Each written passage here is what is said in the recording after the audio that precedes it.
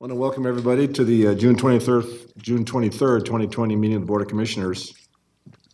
And tonight, we're really blessed to have Bishop Dale Bronner lead us in our opening prayer. And then we have an officer from the Sheriff's Department lead us in our Pledge of Allegiance. So, Officer Griffiths, so those who are willing and able, please stand. Let's pray. Dear Lord, we just look to you for guidance. We look to you for your divine blessing, God, in all that we do and all that we say. We thank you for the wonderful privilege that we have to be able to serve under the auspices, even of this county. I pray, Father, that you'll bless all of our county officials, every commissioner. Give them your wisdom, your understanding, God, to be able to make good and fair decisions in all of their dealings. Thank you for just blessing us and protecting us with your incredible hand. We thank you for peace filling our land. We pray, dear God, that even as we turn from our ways and submit to your ways, that you will transform and heal our land. Unify us, God, in hearts. Help us to see that we're brothers one of another. And we ask, God, that you continue to let love permeate from one heart even to another. May your wisdom now be with us. Give us wonderful favor as we share with one another in your divine presence. In Jesus' name. Amen. Amen. Good evening. Please join me in the pledge. I pledge allegiance to the flag of the United States of America and to the republic for which it stands, one nation, under God, indivisible, with liberty and justice for all. All right, thank you very much. It's a great way to start our board meeting tonight. We have a number of presentations, and the first one is for Commissioner Cupid. Thank you.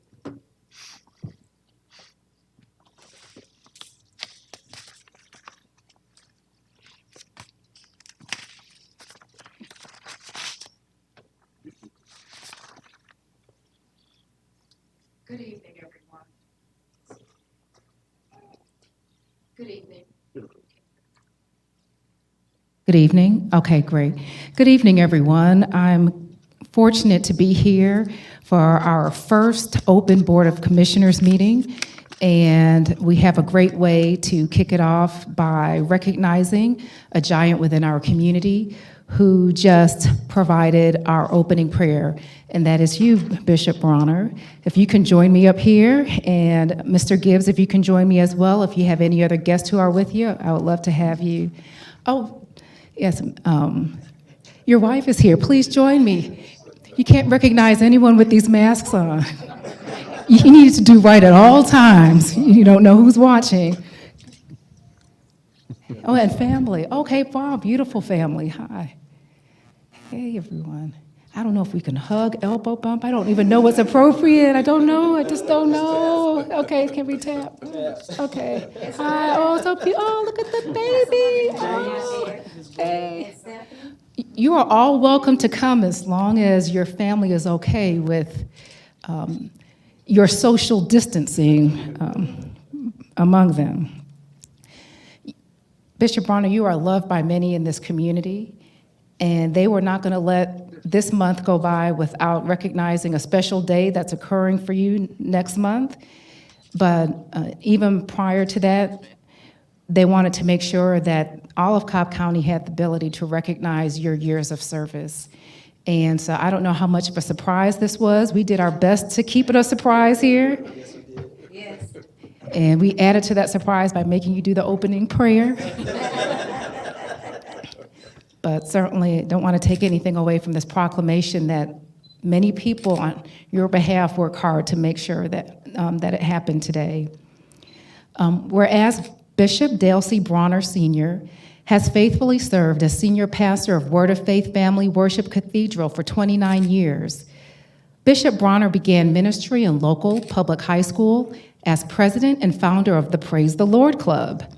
He is a graduate of Morehouse College, where he finished as a top student in the field of religion. He earned his Doctor of Ministry degree from Christian Life School of Theology and has received countless accolades over the years.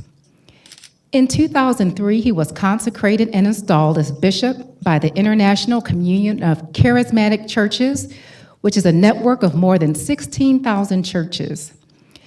And whereas Bishop Bronner founded the Riverside Epicenter in 2014 with the mission of empowering people and inspiring communities. The Epicenter offers something for the whole family under one roof, featuring spaces for business and collaboration, events of all kinds, sports and fitness, youth and entertainment, and diverse dining options with free Wi-Fi and free parking. And whereas we are exceedingly thankful for the deep and abiding commitment of Bishop Bronner, along with his wife, Dr. Nina Diane Bronner, who has in faith worked diligently to provide spiritual guidance, leadership, and comfort to his congregation. They also offer friendship, prayers, and support for the community, Austell, Cobb County, our nation, and even the world.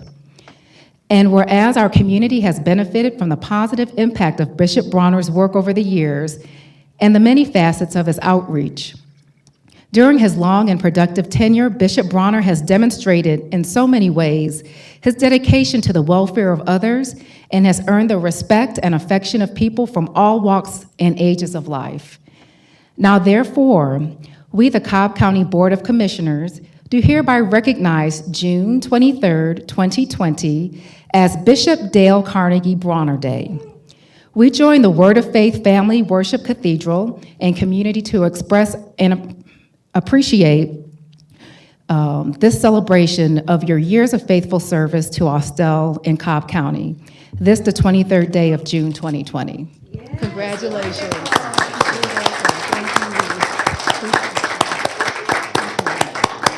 Thank you. I don't know if you'd like to share. Yes. Well, I'll say this. Bishop Bronner has been a part of my life since I was maybe 5 years old. And this is sentimental for me because he saved my mother's life. His words saved my mother's life. She contemplated suicide on her first encounter with that ministry. And I still have a mother because of his words. And I've been a part of that ministry ever since. So I was contacted by two other people whom wanted to remain anonymous. But we developed this and we petitioned Commissioner Cupid, and she was very, very pleased with us doing this and opened the floor with welcome arms. So we appreciate it. Thank you so much. Thank you. You're welcome. I don't know if you wanted to provide an additional honor or we Oh, can yes. recognize the Yes. This is Dr. Nina Diane Bronner, Bishop Bronner's rib. This is Dale Carnegie Bronner II, his son, and Alexa Bronner, and his Dale Bronner and Alexis Bronner's beautiful baby girl here that joined today. Also, James Bronner, I think Stephanie Bronner's in the back. And yeah, so that is the family of this wonderful family here, this wonderful man. So thank you all. You give Bishop Bronner another hand, please. And I don't know if you want me to. You are more than welcome to do. Okay. Well, so I'll just end with this. I think this song is reflective of what we need now in our world, which is the Lord and his hand upon each and every one of our lives. And so I just want to sing this song here. Not a second of another minute, not an hour of another day, but at this moment with my arms outstretched, I need you to make a way as you've done so many times before. Through a window or an open door, I stretch my hands to thee. Come rescue me. I need you right away. I need you now. I need you now. I need you now. I need you now. Not another second of another minute, Lord. Not an hour of another day, but Lord, I need you right away. Beautiful.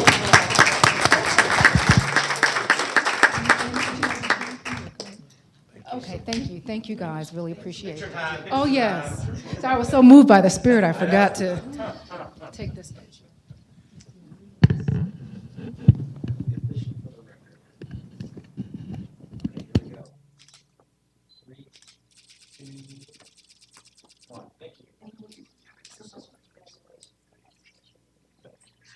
What a great Father's Day gift.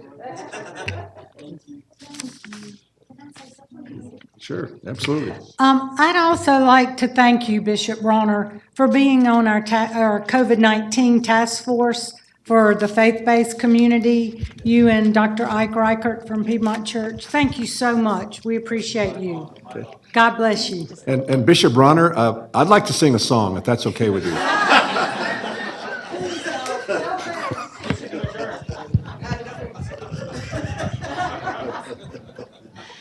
And next, we'd like to invite up Norman Foster and anyone that is with him. Norman has served as the CEO for 2 years after coming out of retirement to help transform the Cobb County Community Services Board. He has made a significant impact on both the financial and clinical aspects of the agency, moving it from a financial loss to a gain and improving both accessibility and quality of service and programs. Got your family? Yeah, my wife is back there. Yes, please come up. I promise I won't sing. And we won't give him the mic either. Rachel, come on. There you go. Delightful.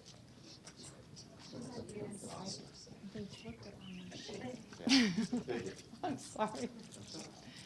Happens regularly. My apologies. Where's Dave? She's not coming up. No. Okay, Foster, it is with great pleasure to give you this proclamation. Whereas Foster Norman came out of retirement to assist in a transformation of the Cobb County Community Services Board, the public safety net for those who have mental illness, substance use challenges, and those with an intellectual or other developmental disability. Under his tenure, the agency went from a $2 million deficit or loss in fiscal year 2018 to $1.8 million surplus or profit in FY 2019. And whereas, as the executive director of the Cobb County Community Services Board, he implemented an agency-wide strategic plan which resulted in increased productivity and a positive direction for agency employees. He championed continued quality improvement, instituted a quality management model at the agency, ensured same-day service for individuals seeking outpatient services, and improved the seed of accessibility of care received by those seeking services. And whereas he was instrumental in reestablishing relationships with individuals, public safety organizations, not-for-profits, and other agencies in order to expand the reach of Cobb County Community Services Board's programs and services. He continued to partner with these organizations on common initiatives that positively impact those whom the agency serves. And whereas Foster Norman has made many important contributions to Cobb County, the positive impact he has made on thousands of lives in his lifelong dedication to those in need of behavioral health and intellectual developmental disability services deserves special recognition. Now, therefore, we, the Cobb County Board of Commissioners, do hereby honor Foster Norman for his exceptional service, distinguished career, and commitment to the most vulnerable residents of Cobb County. We are thankful for all he has done to ensure Cobb is a place where all residents have their desired and best quality of life. This is the 23rd day of June, 2020. Thank you.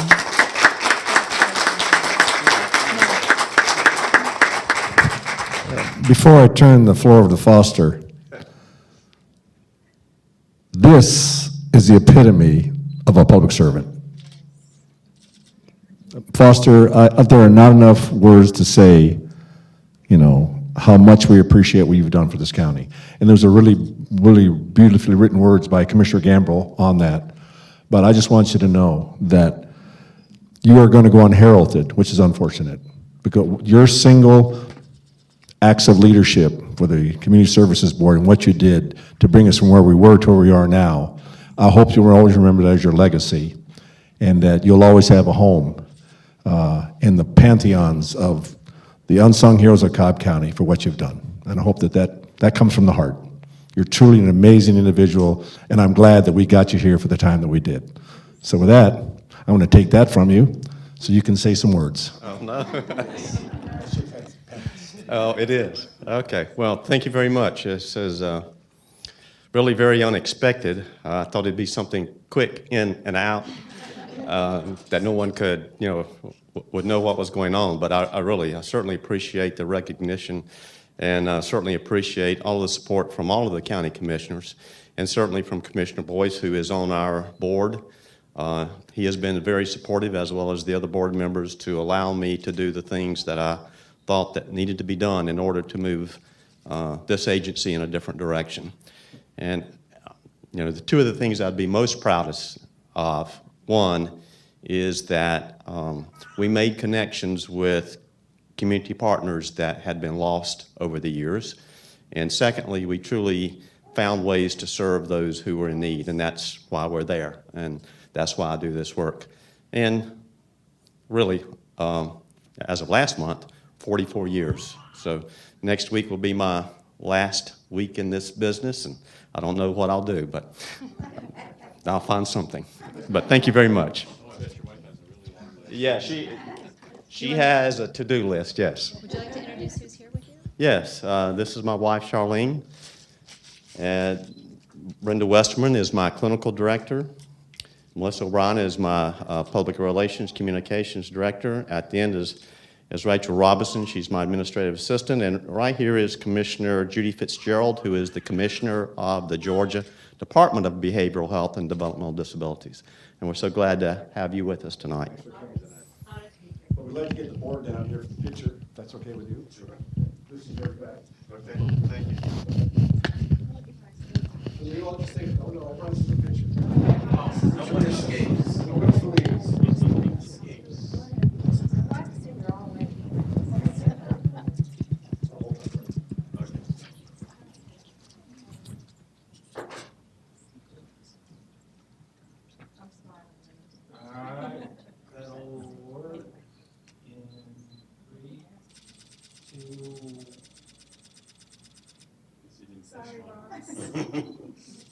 Got it, thank you. Thanks. Thank you.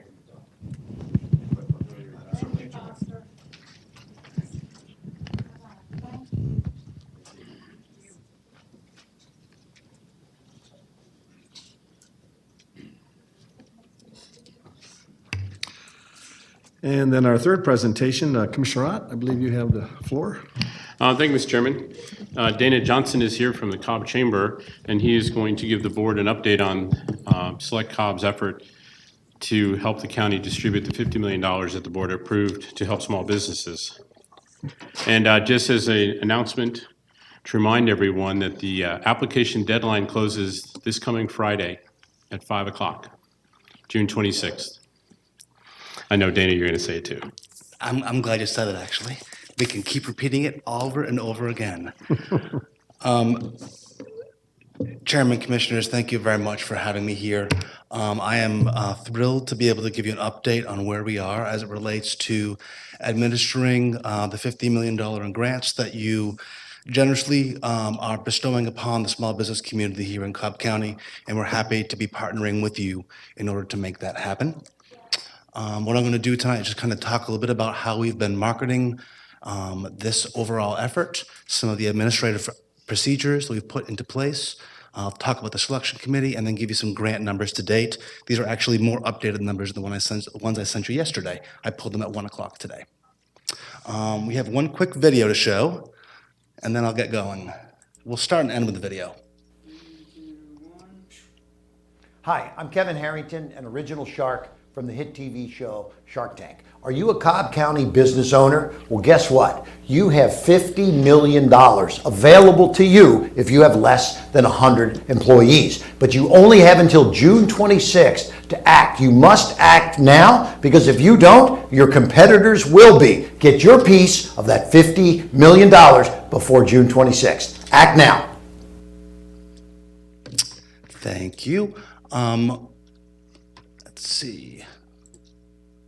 1 second. So, how we've been marketing this, it's been a great collaboration across Cobb County trying to help us get the word out about this overall program. The county has been fantastic with your communications department, working with our department over at Select Cobb in the chamber in order to develop and promote this to people across the whole county. This was done through press releases about the overall grants being awarded when the applications were open, and then eventually we'll do more press releases as monies start going out to different businesses. We have purchased media with the Merida Daily Journal, Brightside, East Cobber, Cobb in Focus, and we'll also be doing some testimonials after the grants are done so we can hear some of the businesses who have benefited from this overall program, so we can get a sense of how the impact that the decision that you've made can have on the positive economic environment of Cobb County and getting people back to work. We have worked with partners across the spectrum of Cobb, as I've mentioned, certainly the county and the 6 cities, all of which have been getting information out to people who have existing business licenses with the different communities. We have talked to almost every single business across Cobb County, starting with South Cobb, and the last one I think we did was with the Kennesaw Business Association recently. Talked to Rotary clubs and Kiwanis clubs, a number of different organizations like the Cobb NAACP, Hispanic Chamber, and others. Our CIDs and Cobb Travel and Tourism is helping us get the information out, and our utilities have been phenomenal. Gas South and Cobb EMC have both sent out information to all of their commercial customers, letting them know about this opportunity. So we're doing everything that we can in order to try to get this information out to as many businesses as possible. It still shocks me when I talk to a business and they say they haven't heard about it yet, and I'm like, what? So I quickly send them information about it so they hear about it and they can quickly react and quickly get their application in. We've done this through fact sheets, frequently asked questions, flyers, videos, billboards. We have a billboard on 75 right now, so just trying to do everything we can to get the information out about this. The Board of Commissioners, thank you for the webinar series that you all have done. This has been a great way to get the information out. We did a webinar early in the process, and we also partnered with a local CPA firm to do how-to walkthroughs of the application. So if you're a small business owner, you don't have a CPA, you don't have an accountant who's helping you, the CPA is walking you through the application step by step, page by page, to help you get to that goal of getting your application in and having it be as accurate as possible. Our website, www.selectcobb.com/grants. I look forward to letting you know how many hits that we receive on that site next time we come back, because I think it'll be a lot. But also our social media has been enormous between the county and Select Cobb, using Twitter, LinkedIn, Facebook, and all of our supporting partners who have been doing the same. We have done a lot in order to prepare for this, so we make sure that we're doing the best job possible internally within Select Cobb. We started off by paying for a grant management software system that is kind of a soup to nuts from application all the way through evaluations, will allow us to electronically process, administer, and hold all of the data. That's going to be very important, particularly at the end when we are working with companies on all of the required documentation on how the money's being spent. All of it will be kept in this portal. I know that your finance department will be very happy about that, because it'll make it very easy for us to transfer data to you as it relates to future audits and things of that nature that will be happening over this entire program. The pre-application assistance, we've talked about the how-to webinars. We've created a dedicated phone line and email that businesses can call, ask questions, allow us to help them. We've received some guidance from Malden & Jenkins, which is a local CPA firm who is helping us think through some of the intricacies as it relates to different businesses. As you can imagine, every single business is different and it's in a different scenario, so they're helping us think through some of what we're encountering. We've had our processes being reviewed by internal audit, and they provided some excellent recommendations that we've put into place. We've also talked with your finance department about different financial controls that we can establish to make sure everything is being handled appropriately and it will be easy for auditing later in the day. Lastly, because there's going to be so much money going through our 501c3, we've also created a new finance committee, or in the process of creating a new finance committee for Select Cobb, so there'll be additional board oversight over all of this. We think that level of control will be smart and beneficial as it relates to the overall program. Grant processing, we have done some reallocation of some teams with Select Cobb in the chamber so we could put more staff dedicating to the processing of the applications. We have also hired some temporary assistants, and we've also hired some a firm to help us do independent QA/QC. We have heard a lot of concerns that, oh, this is just the chamber helping chamber businesses. That's not the case, and that's why this independent QA/QC is so important. They're going to be reviewing every single individual who is deemed eligible or not eligible, so that we have an independent group who is helping to administer this process for us. And then post-award compliance, again, it'll be easy for the mid-sized small companies and larger smaller companies because they usually have accountants and CPAs. They'll be handling a lot of the compliance for them, but for your smaller companies, they don't have that. So we're working with The Edge, which is a small business, a micro lending small business entrepreneurship program up in the Kennesaw area, and they provide technical assistance for very small businesses, and they'll be helping us with technical assistance and compliance reporting training for the businesses that are helping out. We're so happy to work with them. It's a great organization that we're happy to support. The selection committee has 19 members. It's been selected by the Board of Commissioners as well as Select Cobb. Mr. Steve Ewing is the chairman of this particular board. Their role is to make recommendations on the grant awards and amounts before it comes to the Board of Commissioners for final adoption. So their role is to kind of vet through the details, make a recommendation that you, the Board of Commissioners, can then consider.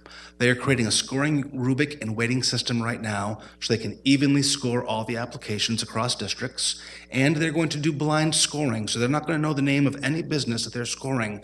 This is going to help make sure that there is no unintentional bias or anything else involved in the process. So everybody is going to be fair and treated equally by every member through this method.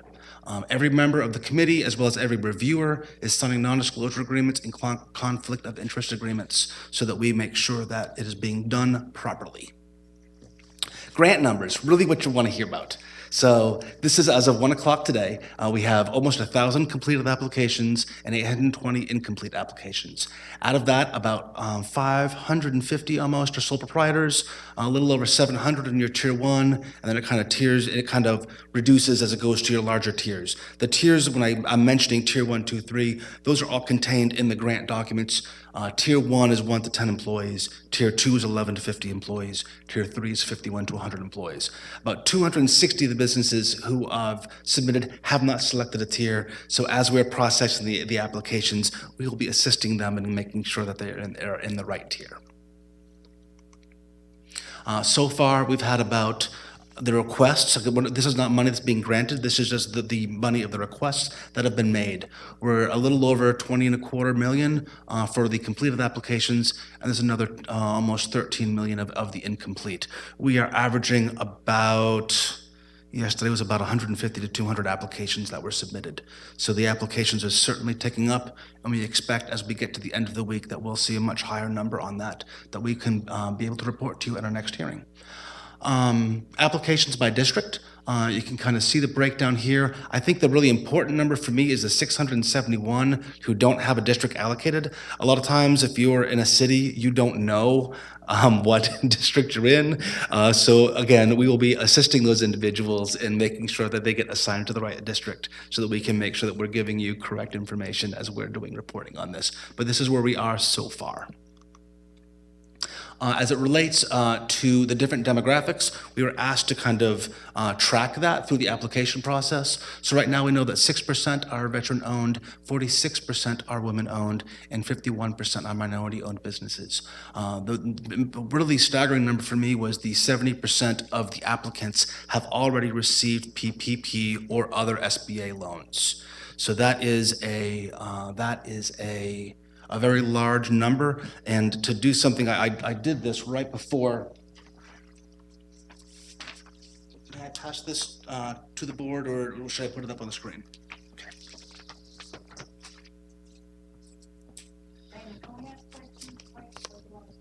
However you want to do it, Commissioner. Okay. What is being shown here is I've asked some of our team to go ahead and I wanted to see, based upon that 70% who have already received money through any SBA program, kind of where are they at as far as the funding is concerned, how much they've received. And it is everything from as low as $1,000 all the way up to some companies that have received over $1 million. But you can see where the bulk of them lie, which is kind of in the under 10,000 is the largest category. So a lot of companies that have received SBA monies have been on the lower end of the spectrum as it relates to monies that have been received thus far. But 70% have received some sort of money through the SBA program at this point in time. Again, we have a lot more to process. We have a lot more coming in. As we kind of move forward, we will continue to update you on those particular numbers.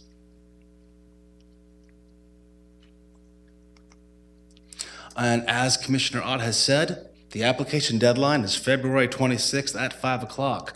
Please go to Select Cobb, June 20th, I said February, June 26th. Yeah, don't go backwards, please. June 26th at 5 o'clock. Go to selectcobb.com/grants and submit your application.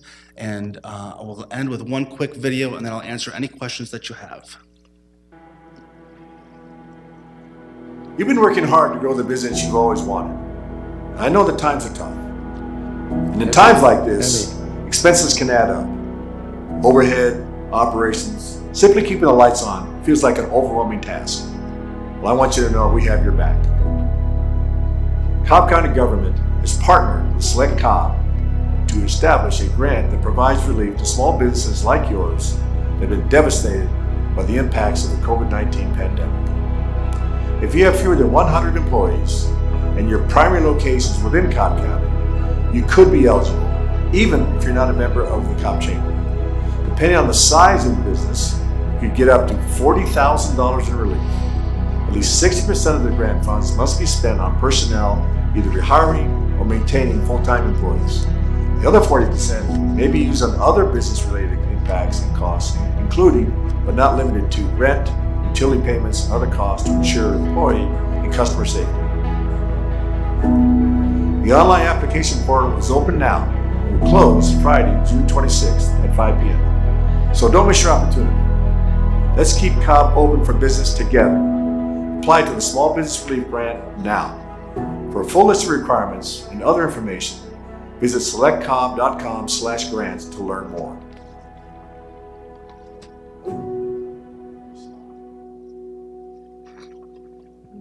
So every location from that was a business in Cobb County that we shot that from. So it's a great way to highlight some of the great businesses that we have in our community that are all feeling the impact of this particular pandemic. So commissioners, thank you for your leadership on this issue. The business community greatly appreciates all that you're doing. We're very grateful to be partnering with you, and I'm happy to answer any questions that you might have. Thank you, Dana. Before we open the questions, just a couple of comments. First off, I want to thank all the members of the committee. We've already had 3 meetings, which have all been virtual, so it makes it very interesting, and they have all committed already a lot of their time and more time coming once the application is being reviewed. So I just want to kind of give a shout out to all of them. Let's talk a little bit about because as you know, and I know the commissioners know, that the original MOU that we agreed, that the board voted on, does not give money to the companies that have received PPP money. So let's talk a little bit about, we've talked about it as a committee, and we've talked about it with Select Cobb. Kind of go through a little bit with the commissioners about, some of the thoughts that we have, because 70% of those, I think there's about 1,700 applications total. Yes, sir. So most of those have already received PPP money. And so why don't you explain to the commissioners a little bit about some of the considerations that we talked about, obviously would have to come back to the board. Correct. So the original and this is a very good rationale that was created when this program was initiated. I think the board and all of us working together wanted to make sure that those who have not received any monies would be the first ones that would be able to be helped by this overall program. Those that have not been working with SBA or have received any of the stimulus monies. With such a high volume, it might be time, as I know the wheels of government take a little bit of time to work through. We would, as the numbers close at the end of this week, if the numbers continue to stay as they are, we would certainly make a recommendation or request that we consider making an amendment to our memorandum of understanding that would then allow us to provide some of the monies to businesses that have already received SBA monies. So we make sure that we can continue to help the businesses. Now, we might want to do it in different ways. As you saw from the chart that was up, there's such an array of businesses that have received monies at various different amounts. We can still do it in a targeted way to make sure that those have received the least are still being helped the most by our program. So there's certainly a way to make that happen. And I'm happy if you all are open to the concept, I'm happy to work with all of you on a fair and equitable way to make that happen. And one of the things to point out for the fellow commissioners is that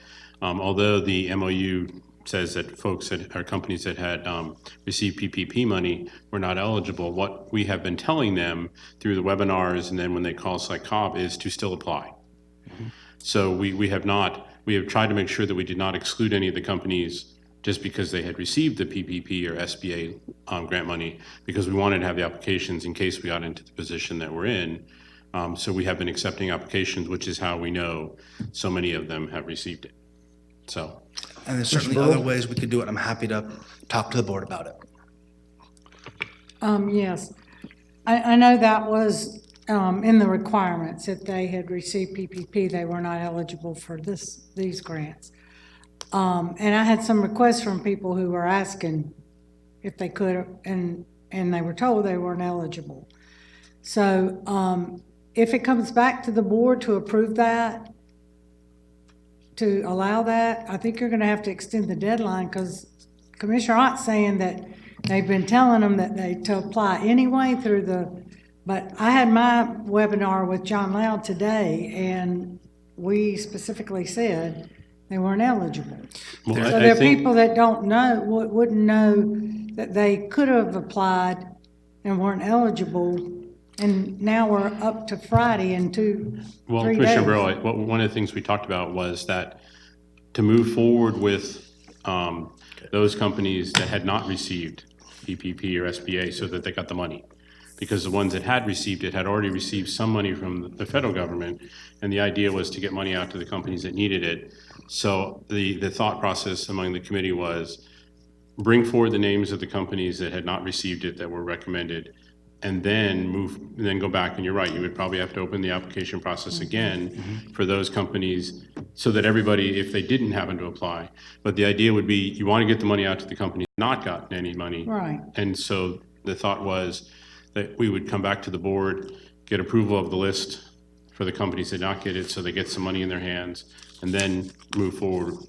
We're just kind of briefing it all together just because the number is so high. Okay, well, I think this proposal, while interesting, this is outside the scope of the presentation. Yes, sir. And I'm happy to work with the I don't county want to manager, go into whoever that you discussion designate right to do now. that.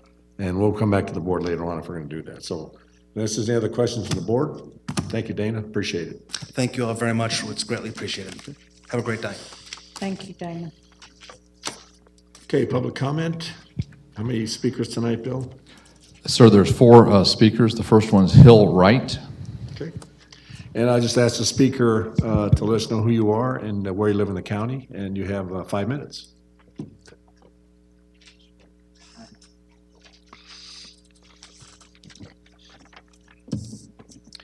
Hill Wright, District 2.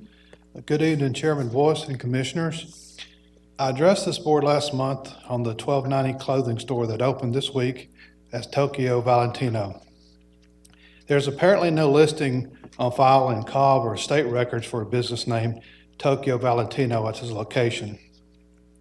I had suggested that Cobb County look into revoking the business license. As you may recall, I expressed concerns that CEO Michael Morrison may have used a straw person to skirt licensing requirements and tried to hide the intent for the story until he could get it open and then fight it out in court with any violations that are found out. In fact, Mr. Morrison told the Marietta Daily Journal that he knew nothing about the store, yet he was quoted today in the AJC saying, "That store opened last week and is doing well." But I'm a little confused. How does an application get accepted in Cobb County for a clothing store and end up as a sex shop? I'm even more confused when I read last Wednesday in the Marietta Daily Journal, we sent our code enforcement to a similar shop on Highway 41 in Marietta, and all the stuff they were selling didn't violate any code or ordinance that we have, said a spokesman for the county. Yet last Thursday, the city of Marietta revoked the business license for that very store. I applaud the city of Marietta for taking action to protect the community, but I have to ask, what is it that the city of Marietta can regulate the same exact business that Cobb can't? I appreciate Commissioner Ott's statement. The county continues to look at what options might be available. I appreciate Commissioner Ott's willingness to take the community's concerns seriously and applaud his statement and urge him to continue addressing these concerns. Likewise, I appreciate Chairman Boyce's statement, we're looking into it, on May 30th in East Cobb News about revoking a business license. We in the East Cobb community are counting on you, Chairman Boyce, to not sing. Now, some have asked, what's the big deal? Well, those of us who have looked into this realize that it's not just about what's being sold, but the cast of characters and what they have brought to other communities beforehand, and the cost to the taxpayers to enforce broken ordinances. So I'm calling on the Board of Commissioners to take action now. I'm calling on the Board of Commissioners to declare a moratorium on adult businesses and their licensing requirements pending a full review of the current zoning ordinances and licensing requirements. I call upon the board to appoint a committee to include a citizen from the community to work on updating Cobb licensing requirements and zoning ordinance with respect to adult businesses. We should not wait for another bait and switch in our community. And finally, I want to thank the commissioners and Chairman Boyce for your leadership this year through the difficulties and the crisis we faced in this county.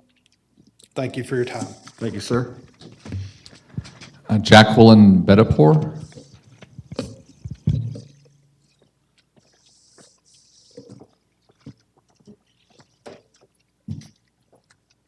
Good evening. I'm Jacqueline Bedapour, the chair of the Cobb County Democratic Party, and I live in District 2. I wanted to talk about elections tonight. I wanted to start by commending Janine Evler and Cobb Elections for the excellent job they did in processing absentee ballots. They dealt with an avalanche. And nothing is perfect, especially where humans are involved, but they did an amazing job overall, and we thank them for that. When it comes to in-person voting, Cobb County made national headlines again. 5 to 6 hour wait times, precincts opening late because equipment was not delivered or set up.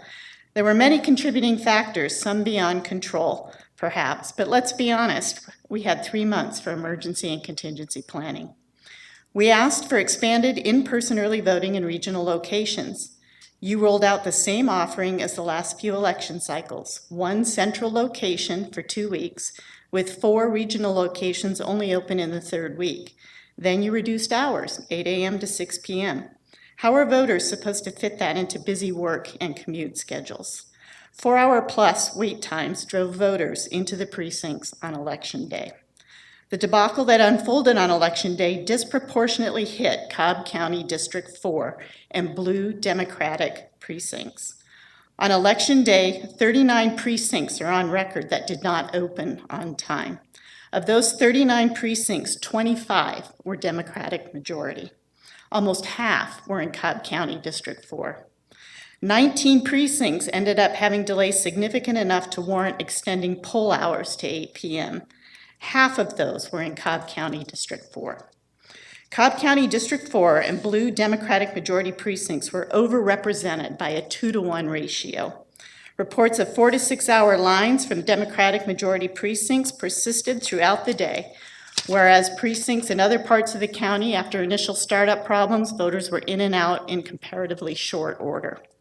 COVID and social distancing was used as the reason to only make 5 out of 20 voting machines available at the South Cobb Community Center, a large events hall, and at Riverside Epicenter, an even larger events hall.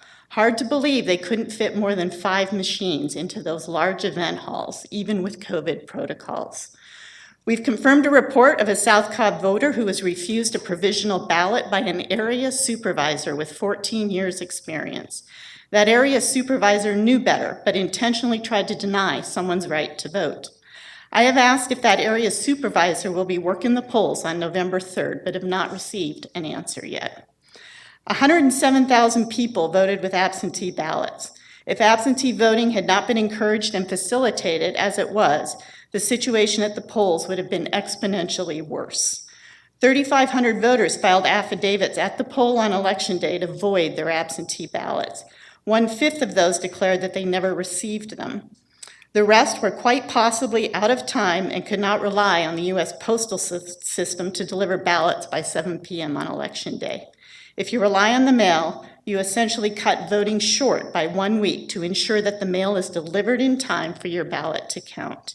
Drop boxes solve that problem, yet there were only 4 drop boxes in the entire county, not well publicized or conveniently located for most voters. I've not heard how many absentee ballots arrived after the cutoff and could not be counted. So voters show up at the polls. We have 4 months until November 3rd, 4 months to critically evaluate what went wrong. I'm asking you tonight, please address resource allocation, personnel assignments, whatever it was that presented a clear pattern of voter suppression in District 4 and Democratic majority precincts. Please evaluate budget and funding levels. The county was granted $130 million in federal care funds. Surely we can spare $20,000 to purchase 10 more drop boxes for elections, emergency, and contingency planning. Or are we going to wait for leadership from the Secretary of State again? Please secure more regional early vote locations for the 2nd and 3rd week of early voting with extended hours, making it possible for people to vote before or after work. We have 4 months to prepare for free and fair elections, accessible to all eligible voters. Voter turnout will be at least twice what it was on June 9th. We have the chairman and the District 4 commissioner both on the ballot this November. I ask that you do the right thing by voters of Cobb County. Thank you for your time. Thank you. Sherry Martin.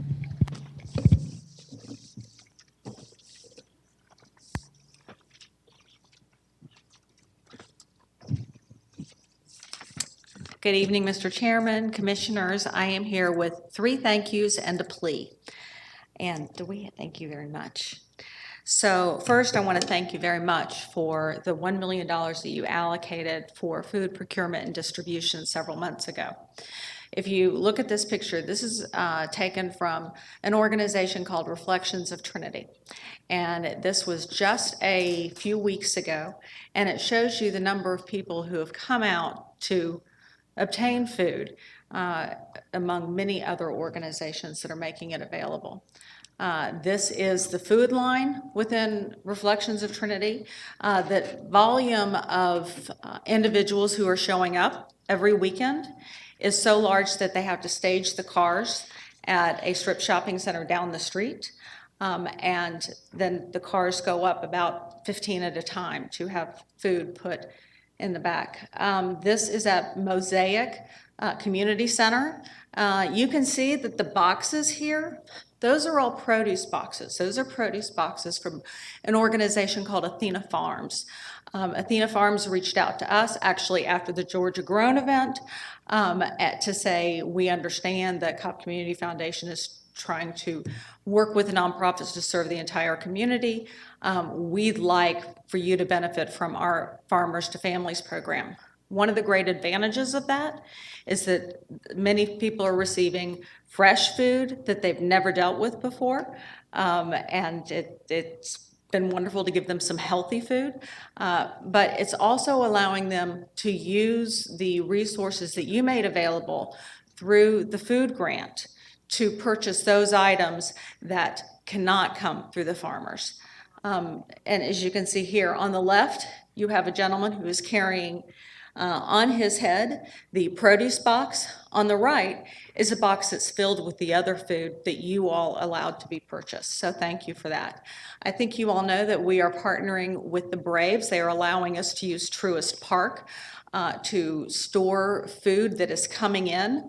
On the left side, that is a 18-wheeler that came in from GA Foods, delivering food boxes. And on the right, this is a gentleman who is loading up a truck that is going to another organization that distributes food.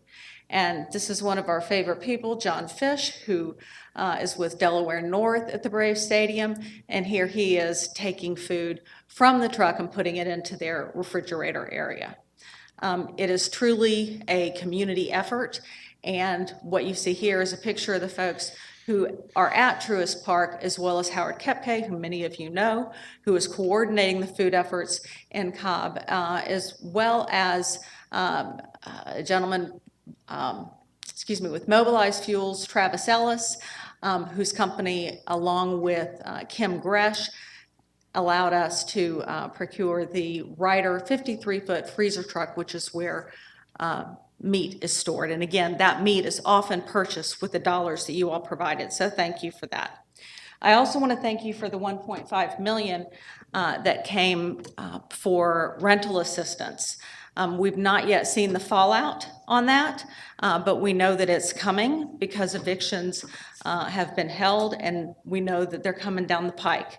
We also know that the $600 a month that have been added to many unemployment checks, or weeks, that's going away at the end of July. So we're going to see more people needing rental assistance than we had before, and also more people needing food. And for that reason, I'm also very grateful to you for the $50 million grant for small businesses and keeping those individuals employed. I think it is all about jobs right now, and in doing that, we are keeping more people out of the food lines and being able to pay their rent, so they will not need to rely on rental assistance. So there are my 3 thank yous. Here's my plea. We have 104 not-for-profit organizations in Cobb County. There are 2,584 individuals who are employed by those organizations. And those organizations were excluded from the small business grants for for-profit businesses. I would say to you that those individuals need their jobs, and their jobs feed their families, just as do the individuals who are employed by for-profit businesses.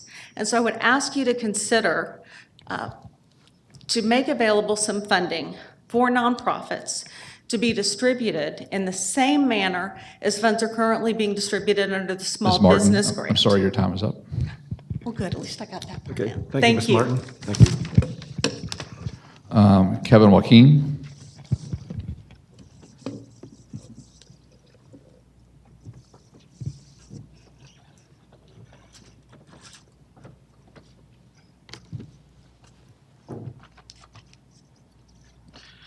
Good evening, Chairman Boyce and the Commissioners of Cobb County. My name is Kevin Joaquin. I live in 512 Forest Summit Drive, down the road. I'm celebrating my first year living up here in the Metro Atlanta area as a Cobb County resident. I'm from South Georgia, where there are 3 different immigrant detention centers, from which 30 people at this moment have been tested positive with COVID-19, one of which who has died, who was a Cobb County resident before being processed for deportation under the 287G program And so that detail from me is just to give a little bit of information about the other side of people who get funneled through the 287G program here in Cobb County, right? And so just a little bit more info about the 287G program. Out of 135 police agencies across the U.S. who implement the 287G program, contract with Immigration Customs Enforcement, Cobb County comes in 5th place for the most arrests with this policy, led only by Gwinnett County at 1st place in the entire nation. Since in the span of 3 years, up until now, 2,000 people have been arrested for and processed for deportation under this program, and 10,000 since the program was started in 2007 here in the county. I understand that it is our duty as citizens to vote for a sheriff who will best represent me, but when there are over 40,000 children who have had a parent taken from them, it is everyone's moral obligations to stand and speak against family separation, not just residents, but also those officials who we elect. Just a reminder that 2/3 out of everyone who was deported in Cobb County were detained for driving without a driver's license or for no prior conviction at all. So that means that a portion of those arrests were arrested for racial profiling, right? And so when we think about what can we do to change the policies in our country that affect our communities with racial profiling and police violence, we can think of ending the 287G program and preventing it from being renewed.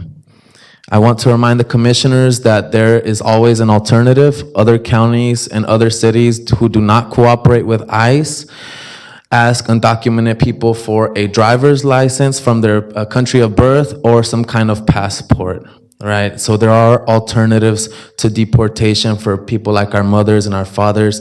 And Santiago Baten Oshlach, who was a Cobb County resident who died in Stewart County, who was infected with COVID-19 and died in Stewart County. He was a member of this community, and I just want everyone to have him in mind as we continue forward to build our nation together and build this county together from all of the injustices that have been reoccurring for a long time now. Thank you. Okay, thank you, sir. Giovanni Serrano. Does he have a question?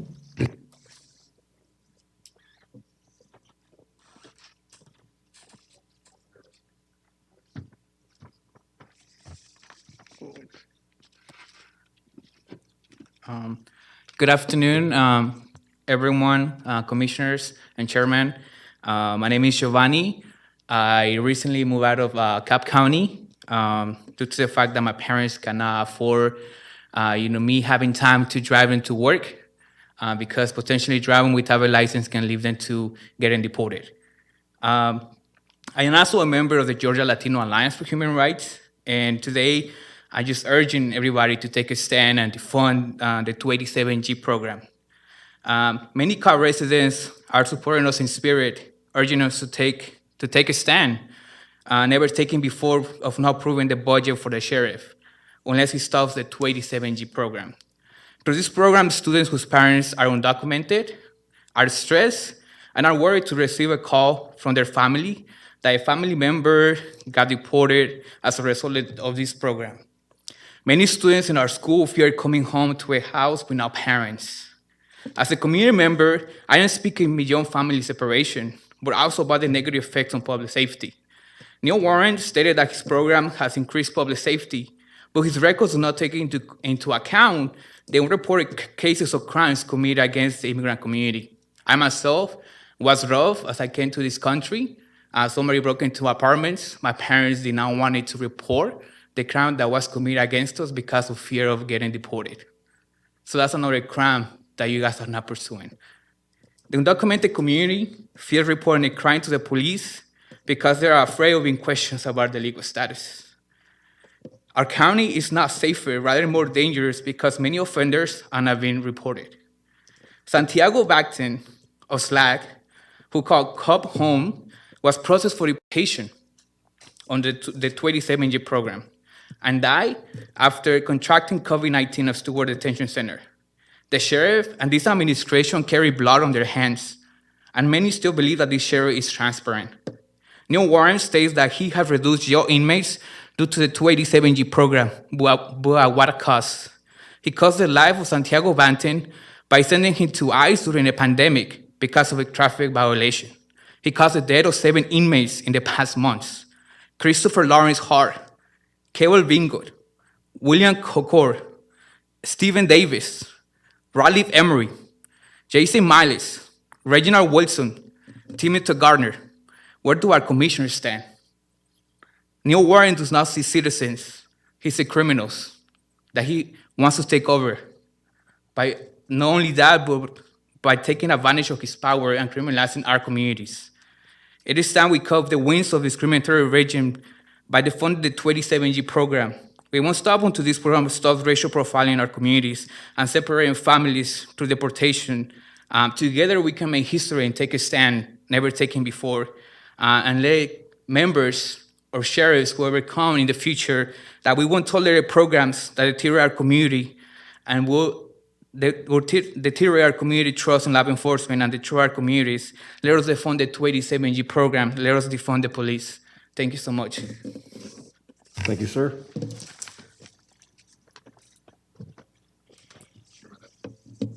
Chairman, that concludes the speakers this evening. I see we have a scout in the audience. Does the scout have any questions before we go into the agenda tonight? We know, depending on what merit badge you're working on, you have to ask a question. You got to come up to the mic. Okay, you're welcome. And Come up. Commissioner Burrow will be more than happy to answer that question. That's right. First, I'd like to address the issue. It's in East Cobb. It's the Sprayberry Crossing Shopping Center. That has got to go, to say the least. George Brown. And which troop do you belong to? 479. Okay, well, welcome. So one thing I found is as a student of Sprayberry High School, which is diagonally across the street, just walking home from there, it's just, you see it in other parts of Atlanta, but it's one thing you should not see here. I don't think should be here. Okay. I just think, I know that there is a Facebook group dedicated to fixing this problem. There's a problem, but there's just one problem. The apartments that are in the plan. The average home price in the East Cobb is $300,000. And with the idea of the apartments, it'll likely bring down the home values, which I think is very important here. That is all I have to say. Okay, thank you, sir. And how many more merit badges do you make Eagle? I see you're a life scout. I was asking that. Yes, sir. Working on 2 right now. I think 3 or 4. Okay, we'll hope to see you someday here, and we'll give you a certificate for Eagle Award. Have you started your Eagle project yet, or figure out what you're going to do? I have that lined up. Good. I'm going to save you tonight, Commissioner Burrow, all right? Huh. Thank you for your comments. Appreciate All it. right, thank you. Would you like me to give you an update on Sprayberry Crossing? Yes, that would be nice. Thank you. Okay, currently it is under the Community Improvement Tax District, the blight tax as we refer to it. So what that means is there's a list of requirements that they were ordered to comply with from the judge last year, 2 years ago. And they're paying 7 times the tax rate on that property if they're not in compliance, and they're not. So that's still going on. There is interest in a developer purchasing the property. They have plans, which you mentioned on the apartments. They have a mixed-use plan on the Sprayberry Crossing Facebook page, and those are being revised, and they will be having meetings and filing for zoning to come through. There will be public hearings on that. As far as the Planning Commission will hear the case first once they file an application, and we have a site plan and steps to go by to see, and community will have input. And there are public meetings, there are public hearings, so individuals and homeowners and residents can come and speak for or against the application. And then the Board of Commissioners will hear it after the Planning Commission makes their recommendation. And I will have my own community meeting during the zoning process to hear from residents as well. So stay tuned. All right, thank you. We don't have an application to consider yet, but I hear it's coming soon. And by that time, you'll be 30 years old. So thanks for coming up tonight. Appreciate that.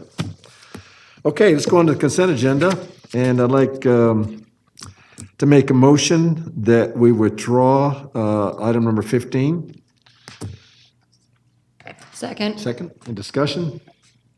All in favor, raise your hand. Passes 5-0. Okay, and I'd like to make a motion that we add consent item number 57. I'm going to make individual ones.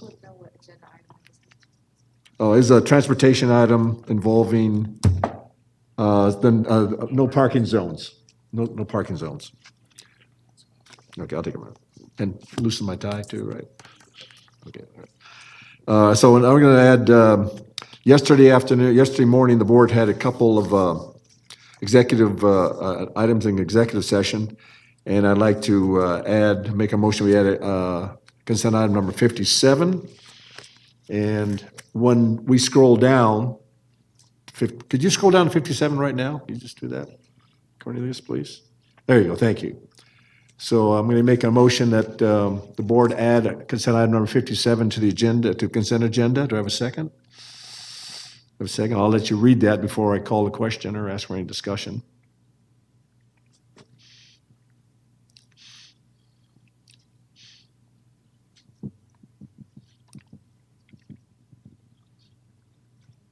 Okay, with that, any discussion? Call the question. All in favor, raise your hand, please. It passes 5-0. And now I make a motion that we board add consent agenda item number 58 to consent agenda. Second. I make a motion and a second. I'm gonna loosen the tie here. I make a motion that we add non-agenda item number 58 to the consent agenda. Second. All right, I'll let you read through that. And while they're reading it, just comment, I mean, I've been up here for 12 years, and this case precedes me. And so I'm very excited that the county is finally going to address and solve the pilot travel center issue. I know that folks in Vinings are going to be very happy. As are the people who are going to be buying this property. Okay, all in favor, please, your hand.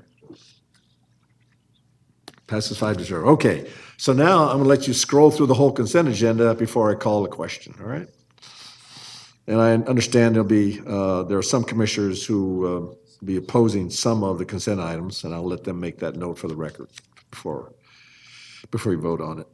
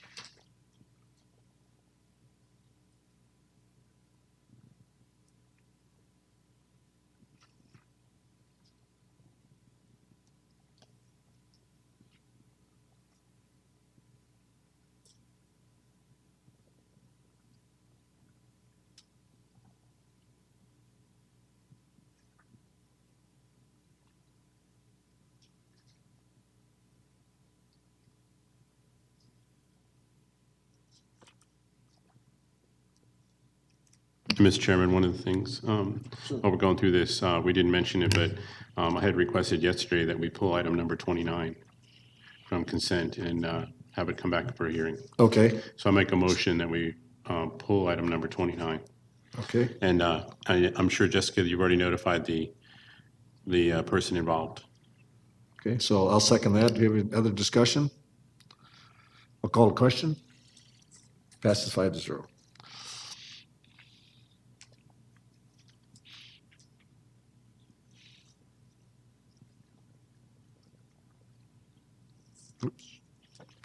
All right, so I make a motion that we move to approve the consent agenda as revised and to authorize the execution of the necessary documents by the appropriate county personnel.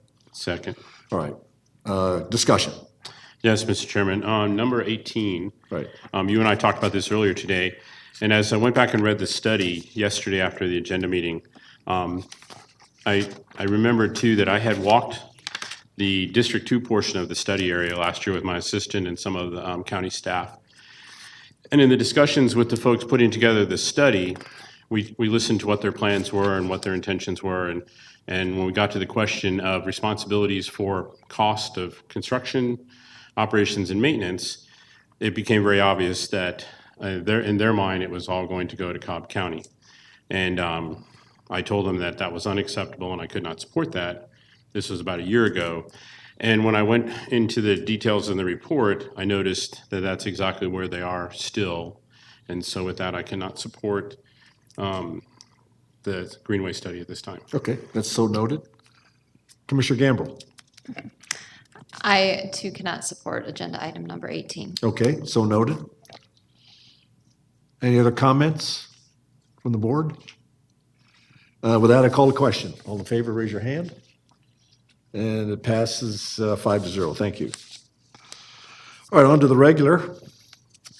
And we start with the DOT. Yes, sir. Good evening. We have very many items for your consideration this evening. The first item is requesting that the Board of Commissioners authorize the sole source procurement of upgraded Sydney Coordination Adaptive Traffic Signal Traffic Signal Controller software from Transcore ITS LLC in an amount not to exceed $91,054 for traffic signals timing SCAT system upgrade, project number X2523. Okay, so moved. Discussion? Call the question. Passes 5-0. Thank you, sir. Our next item is requesting that the Board of Commissioners approve change order number 2 to the contract with Glosson Enterprises LLC, a savings to the project in the amount of $18,443.84 for roadway improvements on Canton Road at Liberty Hill. Commissioner Burrow. Motion to approve. Second. Discussion?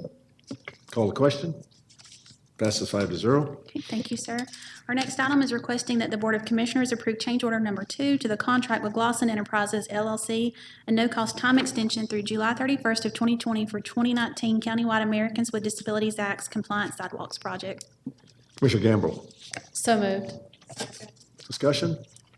Call the question. Passes 5-0. Okay, thank you, sir. Our next item is requesting that the Board of Commissioners authorize acceptance and appropriation of State of Georgia Department of Transportation's contract number AP 020-90CA-37, Unit 67, and an amount not to exceed $157,000 for the Federal Aviation Administration under the Coronavirus Aid Relief and Economic Securities or CARES Act for airport operating assistance at Cobb County International Airport. Commissioner Burrow. Approve. Second. Discussion? Call the question. Passes 5-0. Thank you. Thank you, sir. Our next item is requesting that the Board of Commissioners approve change order number 1 to the contract with Glosson Enterprises LLC, a no-cost time extension through July 31st of 2020 for 2019 Countywide Americans with Disabilities Act's Compliance Sidewalks in Districts 3 and 4. Commissioner Cupid. Discussion? Call the question. Passes 5-0. Thank you, sir. Our next item is requesting that the Board of Commissioners approve a reimbursable contract for acquisition of right-of-way with the Georgia Department of Transportation for Acres Mill Road Managed Lanes Access Project. Commissioner Ott. So moved. Discussion? Call the question. Passes 5-0. Thank you, sir. Our next item is requesting that the Board of Commissioners approve change orders final to close out various contracts, a total savings to various projects in the amount of $1,502,122.74 for completed projects that were in the 2005, 2011, and the 2016 SPLOST Transportation Improvement Program funds and the capital projects funds, and authorize the corresponding budget transactions. So moved. Discussion? Call the question? Passes 5-0. Okay, thank you, sir. Our next item is requesting the Board of Commissioners approve a Cobb framework agreement with the Cumberland Community Improvements District for Advanced Transportation Management Systems Regional Connected Vehicles Deployment Program. Commissioner Ott. So moved. Second, in discussion? Call the question? Passes 5-0. Thank you, sir. Our next item is requesting that the Board of Commissioners approve a Cobb framework agreement with the Town Center Community Improvement District for Advanced Transportation Management Systems Regional Connected Vehicles Deployment Program. Commissioner Burrow. Motion to approve, and big thank you to Town Center CID for contributing to this project. Yes, ma'am. Yep. Have a Second. second. Discussion? Call the question? Passes 5-0. Okay, thank you. Our next item is a request for the Board of Commissioners to approve an agreement with the Georgia Department of Transportation for Advanced Transportation Management Systems Regional Connected Vehicle Deployment Program, State PI number 0017134, Cobb County Project X2503, authorized payment in the amount not to exceed $308,000 to the Georgia Department of Transportation, and authorize the corresponding budget transactions. So moved. Discussion? Call the question? Passes 5-0. Okay, thank you, sir. Our next item is requesting that the Board of Commissioners approve a project concept report for Chattahoochee River Trail and pedestrian improvements for development of a pilot project conceptual plan, project number X2780, and authorize Erica Parrish, Agency Director, to sign the project concept report. Commissioner Cupid. Second, in discussion? Call the question? And all opposed? Passes 3-2 with Commissioner Ott and Gamble in opposition. Okay.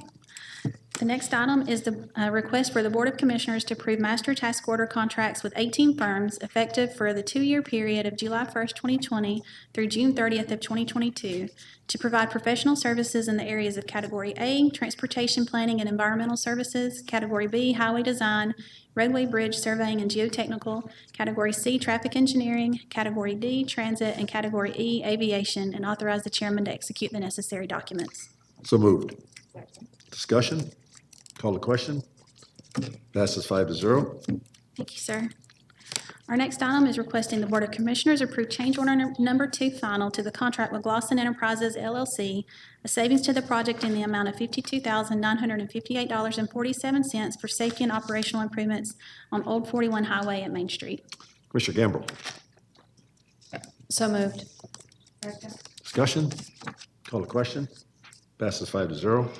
Thank you. Our next item is requesting that the Board of Commissioners approve an intergovernmental agreement with the City of Kennesaw for Ben King Road improvements. Commissioner Burrow. Second. Discussion? Call the question? Passes 5-0. Okay, thank you.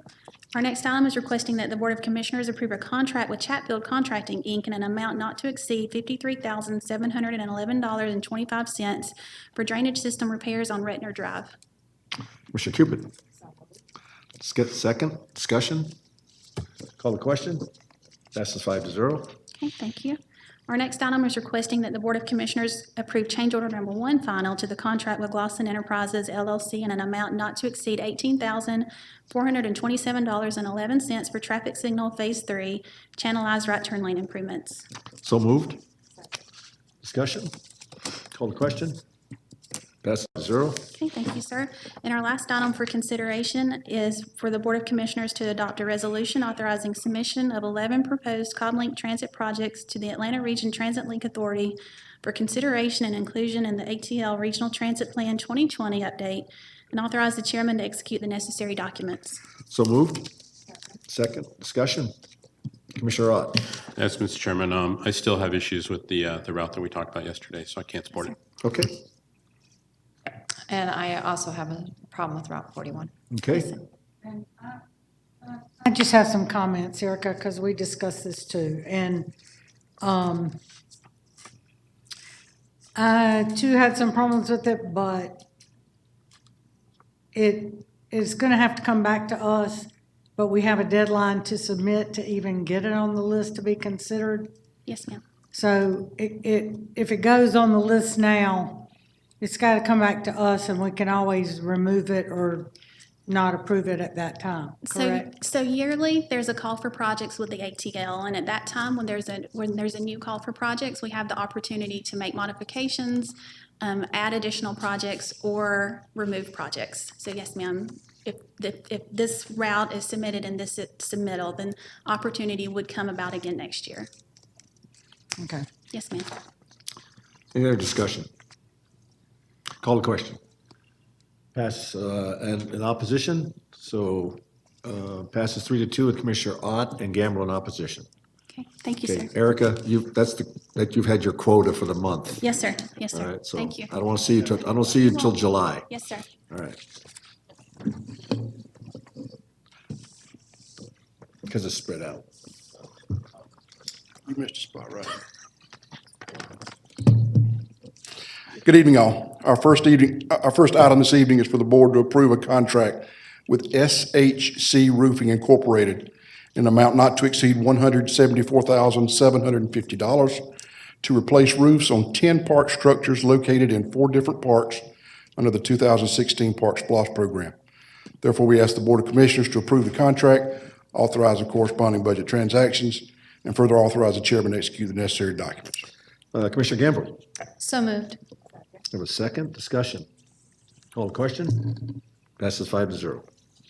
Our next item is for the board to approve another contract with SHC Roofing Incorporated in an amount not to exceed $212,180 to replace 10 other roofs located in 6 different parks under the 2000 Park SPLOST program. We tried to split this up into 2 different bid packages, an eastern and a western, but SHC sharpened their pencil to come in and get both of those. Therefore, we ask the Board of Commissioners to approve the contract or authorize the corresponding budget transactions and authorize the chairman to execute the documents. Commissioner Ott. So moved. Discussion? Thank you, Jimmy, for covering all 4 districts. Yes, ma'am. Any other discussion? Call the question. Passes 5-0. Thank you. And our final item is for the board to approve change order number 1 final to the contract with Bartow Paving Company Incorporated for installation of additional parking at Nickajack Park. This item results in a $20,999.98 credit to the project from the 2011 Park SPLOST program. We ask the Board of Commissioners to approve the document, authorize the budget transactions, and further authorize the chairman to execute the documents.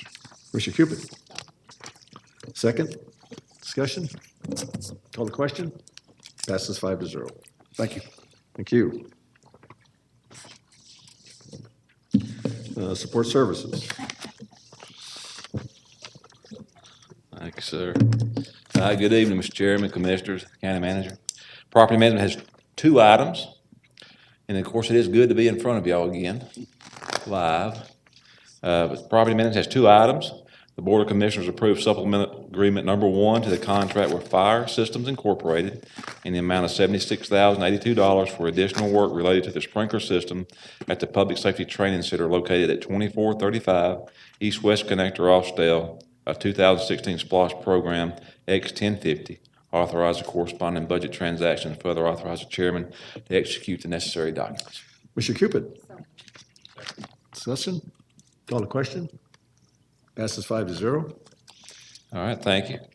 And our second and last one is the Board of Commissioners authorize the allocation of funding in the amount of $50,000 for the purchase of furniture for the new medical examiner's facility, 1497 County Services Parkway, Marietta, a 2016 SPLOST program X1030, and further authorize those corresponding budget transactions. Commissioner Ott. Thank you, Mr. Chairman. So Scott, how much longer does Dr. Gullich have to wait? Sir? When is the facility going to be finished? It will be, I would say, September. Okay. Will be in the. Motion to approve. Okay. Could we do it September 1st? It's my birthday. Yes. You want to go to the morgue? I didn't think you were ready yet. Wait till after I'm not vice chair. All right. Any other discussion? Which part to approve? Call the question so we can get out of this hole. Passes 5-0. Thanks, Scott. Thank you, sir.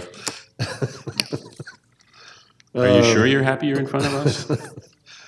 Any other comments? No, sir. Okay, so I'll start with Commissioner Ott. Thank you, Mr. Chairman. First thing I want to do is thank Janine Eveler and also Jerry, and she sent me his name. I'm sorry, Jerry Miller. Spent 2 hours with them today touring the election warehouse, and I will tell you that with the yeoman's task that they had to battle for the election, they just deserve a shout out. They did a phenomenal job with new equipment, reduced time to train, and so I just want to give a shout out to both of them. Also, I want to thank the Water Department for all their efforts in helping my assistant Kim and me in highlighting what a great, awesome department they are. Especially shout out to Jennifer McCoy for coordinating with Kim and providing all the information and pictures that went in the newsletters over the last 4 to 5 weeks. I would encourage everyone to go to facebook.com/Cobb Water. You can find out more about them, and there's great information in the Water Department, which also highlights the many people that work there. On June 16th of this year, officers responded to an area of Cumberland Parkway near Cumberland Boulevard, reference a subject threatening to commit suicide by jumping off a bridge. Upon arrival, Officer Grinzanga observed the subject standing on the bridge railing threatening to jump. Officer Grinzanga was able to convince the subject to remove himself from the bridge railing and relocate to a position of safety. He was transported to a hospital where he could receive the appropriate treatment. Officer Gonzaga is to be commended for his quick thinking and communication abilities. He was able to intervene and bring to a successful conclusion a situation that could have turned tragic. Furthermore, an uninvolved citizen witnessed all of this, and they're the ones that posted the incident on social media praising the officer's performance. So I just wanted to give a shout out. And then the last thing I have, it's a little bit long, but I'm kind of balancing the other side of the dais here. With 243 years of tradition behind it, the 4th of July is one of America's most cherished holidays. It's when we celebrate our nation's mythology with a day off, a backyard barbecue, and plenty of fireworks. But with all that history, you'd be forgiven if you didn't know quite everything about July 4th. So from the true story behind the signing of the Declaration of Independence to some staggering hot dog statistics, here are 10 things you may not know about the 4th of July. The Declaration of Independence was not signed on July 4th or in July at all. In fact, and I'm not going to read all this because it's really long, but the 4th of July is basically when they approved it, but it was not actually signed until August. There were 2 folks, and I'm not sure if everyone knows that John Hancock signed his name really big to say, if we're all going to go, I wanted to make sure they know who I am. So that was number 1. Number 2, the first celebrations weren't much different than today's. After years of pent-up frustration, the colonies let loose upon hearing the words of the Declaration of Independence in 1776. Military personnel and civilians in Bowling Green section of Manhattan tore down a statue of King George III and later melted it into bullets. The King's coat of arms were used as kindling for a bonfire in Philadelphia, and in Savannah, Georgia, the citizens burnt the king in effigy. But, more familiar, the following year, as of July 18, 1777, the Virginia Gazette describes the July 4th celebration in Philadelphia. Quote, "The evening was closed in ringing of bells, and at night there was a grand exhibition of fireworks, which began and concluded with 13 rockets on the commons." And it has more description. Number 3, eating salmon. I had not heard this one. Eating salmon on the 4th of July is a tradition in New England. The tradition of eating salmon on the 4th of July began in New England as a kind of coincidence. It just so happened that during the middle of the summer, salmon was in abundance in the rivers throughout the region. So it was a common sight on the tables at the time. It eventually got lumped into the 4th and has stayed that way ever since, even with the decline of the Atlantic salmon. To serve salmon the traditional New England way, you'll have to pair it with some green peas.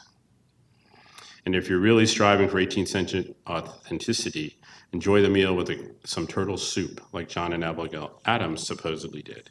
Number 4, Massachusetts was the first state to recognize the holiday. They officially recognized it on July 3rd in 1781, making it the first state to do so. It wasn't until June 28th of 1870 that Congress decided to start designating federal holidays, with the first 4 being New Year's Day, Independence Day, Thanksgiving, and Christmas. Number 5, the oldest annual 4th of July celebration is held in Bristol, Rhode Island.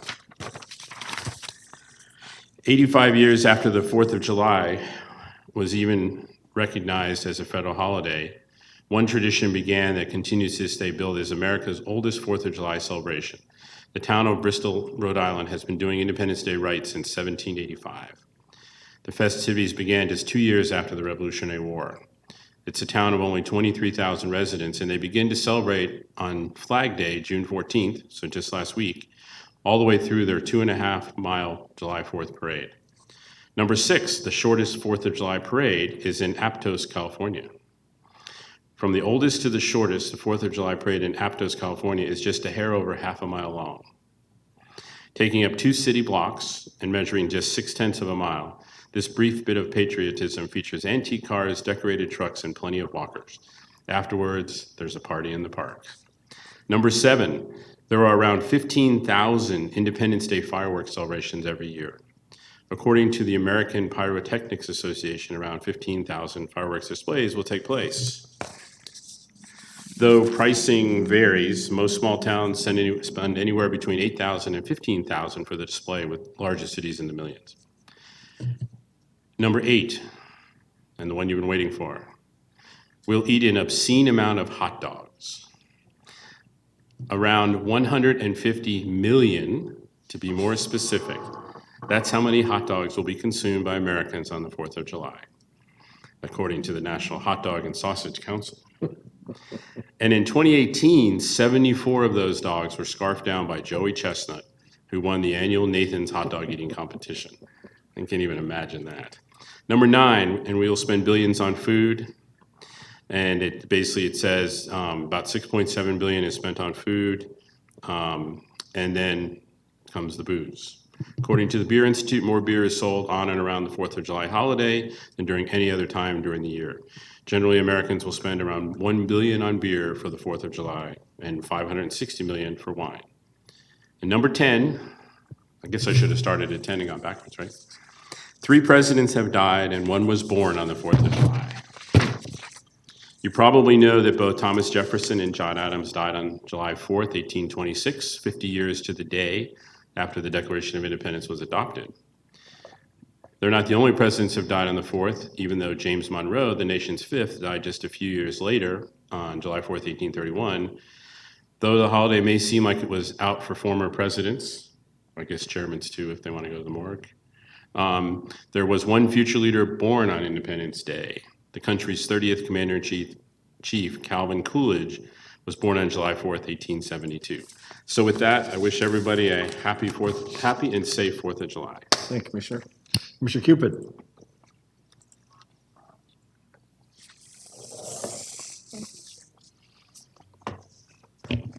Thank you, Chairman.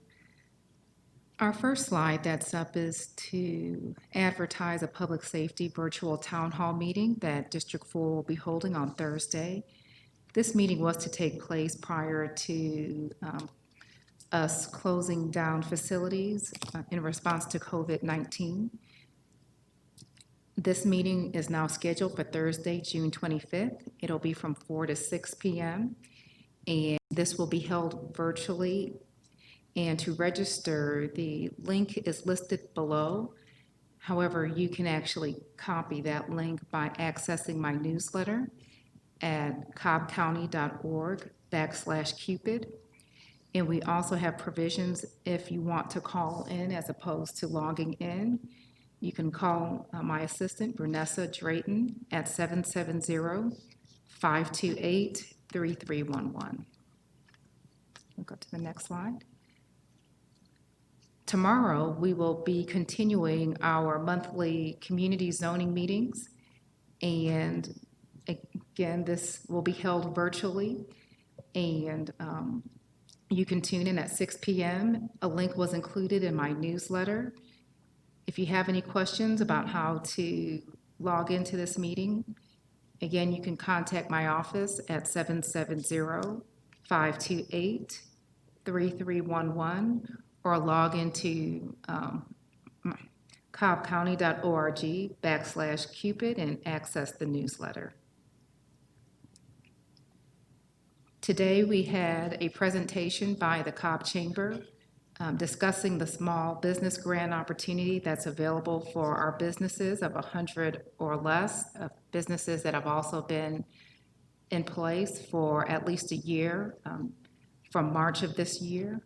Those applications, and we can't iterate it enough, are due by 5 p.m. this Friday. To access the application, you can go to the link below at selectcobb.com/grants. And I'd like to give a brief shout out to John Loud with the Cobb Chamber. He's had a number of sessions with the commissioners to get the word out and to answer questions from our small business owners, and I appreciate that. Lastly, we have a picture of Officer R.C. Cole. We learned today, first name Rivion, last name Cole, who just served so diligently and passionately the members of our community. And more recently, he was part of our outreach effort of community affairs with Cobb Police. It was with sadness that a lot of us learned that he passed away, and you could tell by the picture that he passed away quite young of age. And unbeknownst to me, because he carried this beautiful smile wherever he went, that he actually was suffering through some health issues. But again, the way that he always brought joy and happiness to wherever he was, a lot of us did not know. And I appreciate the police department taking time today for the department and members of our community to honor him, because I think it's due.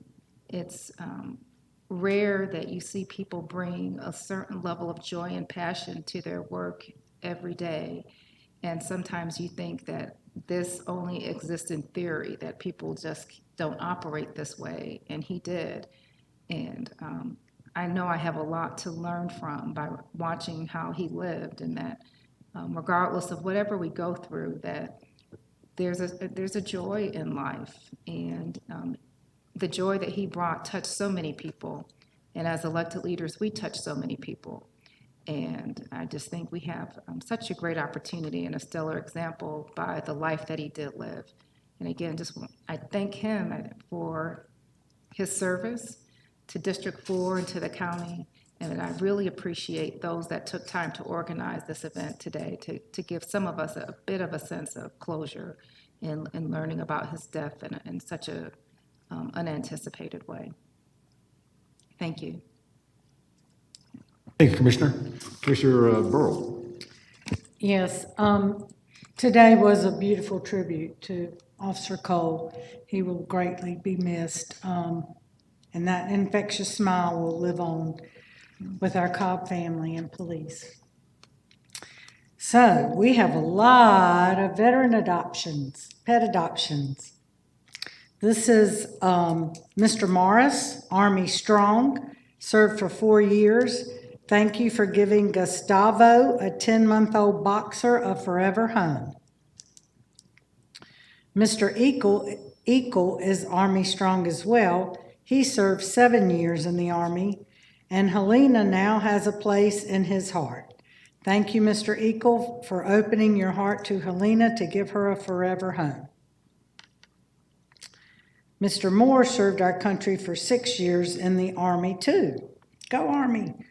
He met his forever friend in this cute little pup. Thank you for all your service to our country. Miss Dobson served in the Marines for 8 years. Thank you to you and your family for opening your heart and home to such a handsome lad. You just couldn't bring yourself to say it, could you? Well, you know, first three are Army, so I have to give you one, Marine. And then Miss Covington served 7 years in the Air Force, Commissioner Hott. And she saw George, and she and her family were smitten and made him, took him home for her, his forever home. We're grateful for your sacrifices to secure our nation's freedoms. It touches our hearts that we can be part of you meeting your forever friend. None of this would be possible without the generosity and compassion of Superior Plumbing and Cobb County Animal Services. So visit Superior Pets for Patriotic Vets on Facebook, and you can see all the pictures of I think we're up to 140 something now, almost 150. And if you know of a veteran, or if you are a veteran and would like to adopt a dog or a cat, as your forever best friend, visit the Cobb County Animal Services, and there's no charge for the adoption, thanks to Superior Plumbing. Tomorrow at 10 a.m., Mike Nichols and the Senior Veterans Service will be hosting a Veterans Virtual Town Hall hosted by Drew Craig from the VA's Benefit Experience Directorate within the Veteran Experience Office. The virtual town hall will be conducted at 10 a.m., 10 to 11, June 24th, tomorrow morning. If you would like an invitation or to learn more about it, you can contact Mike Nichols at mike.nichols@cobbcounty.org. And then I think we've talked a lot about the Select Cobb grant, so you can keep rolling, CP. Sharona Sandberg started a community food drive for parents in need when school was closed during COVID-19. And she has a weekly food drive at Piedmont Church every Wednesday from 4 to 6. But on Tuesdays from 3 to 7, you can drop off canned goods and food for donations to help with the food drive. And it started as a food drive for parents of Sprayberry students who didn't have, resources during the school being closed and didn't have access to free lunch or at the school. So it has now blossomed into about 600 people a week from all over. It's not just the Sprayberry community. So she's done an excellent job. And so she will be doing this through July 29th. And then I believe Must Ministries is picking up the summer lunch program there at that time. And Piedmont Church is located at 570 Piedmont Road. And then for more information, please stay updated with the District 3 newsletter, cobbcounty.org/Burl. Thank you and happy 4th of July. Hey, Commissioner Gambrill. Thank you, Chairman.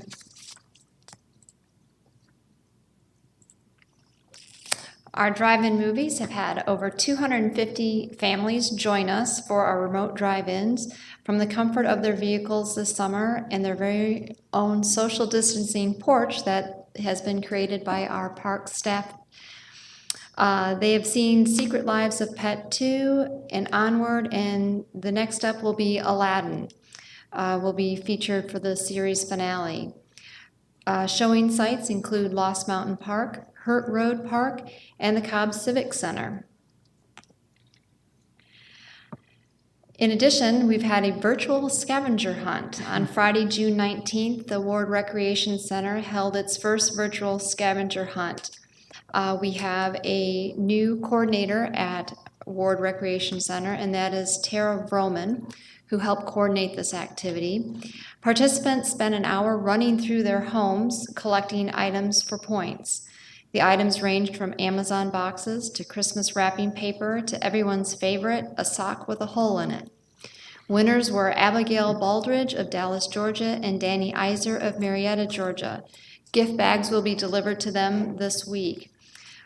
The Parks Department will have another scavenger hunt on July 10th, and registration will begin next week. Our summer adventure reading program has 2,600 people registered to participate. The participants have clocked in over 500,000 of reading hours and participated in 2,000 learning activities in just 3 weeks. Well done. Curbside pickup has started on June 10th. Our curbside began with 17,430 items on hold for individuals. To date, 74% of these have been picked up, and I know many are looking forward to our libraries reopening on July 6th.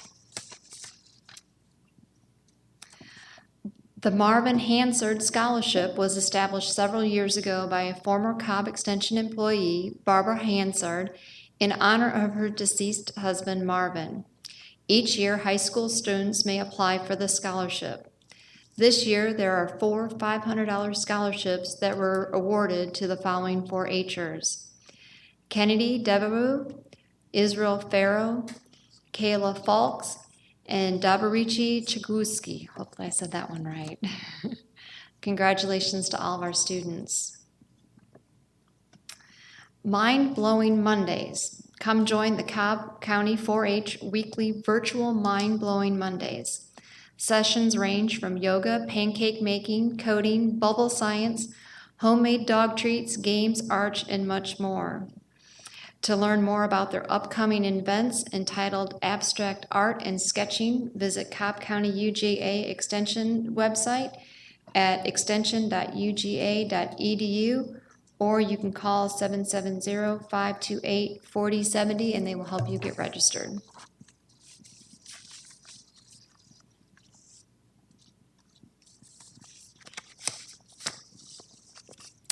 Thank you. Okay, thank you. Just a couple closing comments. First of all, I want to thank the Ross Cavan and his staff for putting together the virtual SPLOS town halls. I want to thank the commissioners who participated in that and the mayors. And I'd ask those who want to see the video, that's very informative, to go to our cobbcounty.org webpage and take a look at the comments made by the commissioners and by the mayors. I'm very careful here to stay in my lane. I think it's important for all of us to know that the board is responsible for paying just about everybody in this county. But we don't have control over everybody. In other words, the sheriff department, he's an elected official. The judges are elected officials, the tax commissioner. And believe it or not, the Board of Elections and Registration is not run by the board. It's run by an independent board that we nominate people to that board, as do other people, but they come under the authority of the Board of Elections and Registration. So I don't want to stay up here to speak on behalf of the Board of Elections and Registration, but I do feel like somebody has to say something on their behalf. And I'm just going to make a couple comments. I agree with Commissioner Ott that it's when something doesn't happen, then you take for granted that that's the way it always works, because you don't see all the work that went into something. And I'm not going to go around and show pictures of all the equipment that we have that's been provided by the state for this new election process. But I can assure you, ladies and gentlemen, it is extensive. And it takes anywhere from 60 to 90 minutes to hook this all up, because it requires some power generation and some connectivity and hooking to the cloud. It's not a simple process. And the people who are working this are the poll workers. And they're doing the best they can, and they do it under extraordinary circumstances. So this was the beta test for the first big test in June. And clearly we had some issues with it. But I also want to let people know that there's been a lot of back and forth between the delegation and myself and other members of the board here. And there was a couple of comments made tonight that I just want to make sure that we understand who's responsible for what. I agree, absolutely, that we need to have more drop boxes in the county, no question about it. And when Representative Wilkerson asked me several weeks ago if we could do that, I actually contacted Scott Barfield in the cabinet shop to see if they could do that. The problem is that the boxes have to be specially ordered and specially made, and we just couldn't make them. And the second thing is that all these boxes have to be monitored by video equipment. So as well as I would have loved to have put additional boxes in the municipalities, I can't very well impose a cost on the municipalities to have a box put there and then they got to pick up the cost of the video. So I think that we're going to be working very closely with the delegation and others to see what we can do about having more drop boxes. But I certainly agree with Representative Wilkerson and all others, we need to have more of that. But it's, again, I wish it was as simple as it sounds, it's just putting some boxes there. And more importantly, we got to make sure the boxes are secure. Because what we don't want to do is we have people running around this county, using trucks to rip ATMs out of buildings. I think that our vote is more important than an ATM. We've got to make sure that's protected. The second thing is that we got to be very, very careful here about using the word voter suppression. I think that's in the eye of the beholder. What I do see is that there are over 100,000 votes, absentee ballots, that were submitted in Cobb County alone this year. And the number of people who got the vote was as high as, in a primary, was a record. Clearly, there are some issues that have to be addressed here about how we mail out the applications for absentee ballots. There was a problem there that both the county and the state mailed out applications for absentee ballots, but believe it or not, neither side knew the other side was doing that. So when somebody got two applications, there was some confusion there, and then there was some of the problems there too. So the bottom line here is that I think what we're looking at here is that it's a system that is clearly going to be challenged, not in November, because remember, we have to open up all 143 precincts in August too, because we have a number of runoffs involving countywide offices. So the system is going to be tested again in August as well as November. But I would simply ask you to take the time to reach out to a member on the Board of Elections and see if they can't give you a tour or go down and see what our poll workers do. They're not professionals, they're volunteers. And I had Janine Nevler today told me a rough idea of what it's going to cost us just for this primary. And we're going to have to bring a surgeon here because when the board hears the amount that this board is going to have to ask to agree to pay for it, I think you're going to see that a modern election is not cheap. And we're going to be using all sorts of revenue streams to meet that cost. But I've seen this board consistently in my 3 years in office here step up to the plate and pay that bill. And I know that the board, once they're provided with all the facts and we have an informed discussion, they'll make the right decision to continue to make sure that the voting system in this county is protected. And we're mortal. We all do the best we can here in the circumstances we have here. But I just want to say, on a personal level, that I'm really, really proud of all those poll workers who got out there and did the best they could under very unusual circumstances to deal with technology that a lot of them, like me or my age, are not familiar with. And yet, I think it could have been a lot worse if they hadn't made, an effort 150% to try and make this thing work. And I know that the Board of Elections and the elections team, both the part-time and the full-time workers, are going to give everything they possibly can to make sure that it's better in August and it's even better in November. Why is that? Because we're Americans. That's who we are.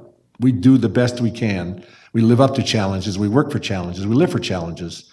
And I know that people that work in this county who work those polls know what the challenges are going to be, and they're going to do everything they can to make sure the process is even smoother in November than it would be in August, and certainly better than it was in June. So with that, I want to thank everybody for coming tonight, all the commissioners. And I again want to wish everybody happy 4th of July. when people, 243 years ago made the ultimate sacrifice so that we can enjoy the freedoms we have right now, including the right to vote. So good night, and we're adjourned.